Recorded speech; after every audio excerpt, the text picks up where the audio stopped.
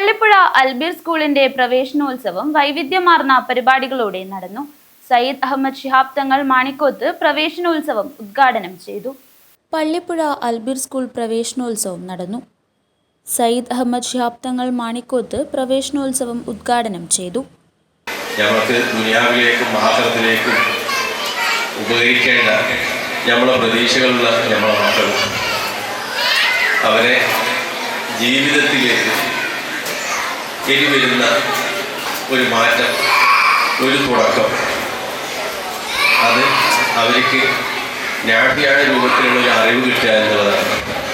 അതിൻ്റെ ഒരു തുടക്കമാണല്ലോ.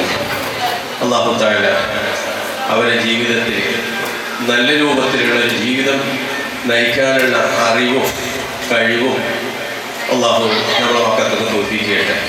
ഈ തുടക്കം അവരുടെ ജീവിതത്തിലേക്ക്, അവരുടെ കുടുംബത്തിലേക്ക്, നാട്ടിലേക്കും ദീനിനും ഉപകരിക്കുന്ന രൂപത്തിൽ പഠിച്ച് നല്ല രൂപത്തിലെത്താൻ അല്ലാഹു നമ്മളെ മക്കൾക്ക് തോൽപ്പിക്കട്ടെ. അൽബീർ ജില്ലാ കോർഡിനേറ്റർ ജാബിർ ഹുദവി ചാനടുക്കം മുഖ്യപ്രഭാഷണം നടത്തി. ഖത്തീബ് പള്ളിപ്പുഴ മുഹ്യുദ്ദീൻ ജുമാ മസ്ജിദ് സയ്യിദ് സഅദി കാവുമ്പാടി പ്രാർത്ഥനയ്ക്ക് നേതൃത്വം നൽകി.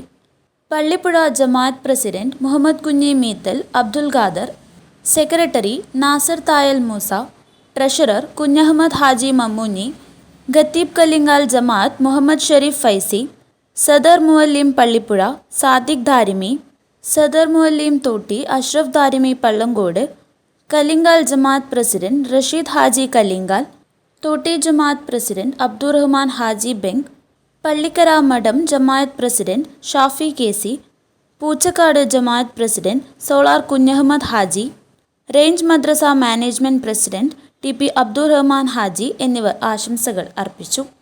School coordinator Irshad master Thekkupuram സ്വാഗതവും SUIA കോർഡിനേറ്റർ ഹാഫിൽ മുഹമ്മദ് സവാദ് വാഫി നന്ദിയും പറഞ്ഞു.